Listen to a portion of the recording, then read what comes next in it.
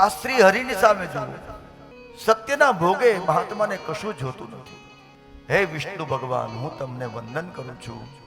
શ્રેષ્ઠતાની તમને પણ ત્યારે તો કામના હતી, પણ તમે બાજી જતી કરી દીધી. કેમ તો કે ખોટું બોલવું પડે, અને ખોટું બોલીને મારે શ્રેષ્ઠ થવું નથી.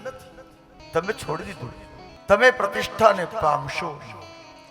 આજથી મહાદેવ શ્રી હરિ પરમાત્માને કહે છે, હું તમને મારા સમાન બનાવું છું. મારું બધું જ તેજ હું તમારામાં પધરાવું છું. આજથી હું તમને મારા ઈષ્ટદેવ બનાવું છું. ભગવાન શંકરનો ઈષ્ટ કોણ? મહાદેવજીના ઈષ્ટ કોણ? ભગવાન મહાદેવના ઈષ્ટ શ્રી રામ છે.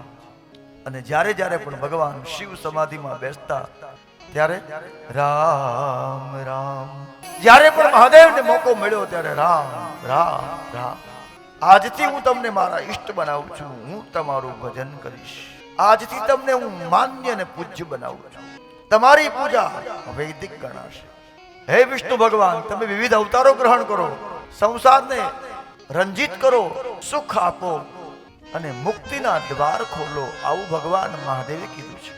ભગવાન મહાદેવે કહ્યું, આજથી તમે મારું ધ્યેય હશો. આજથી હું તમારું ભજન કરીશ, તમારા નામનું સ્મરણ કરીશ.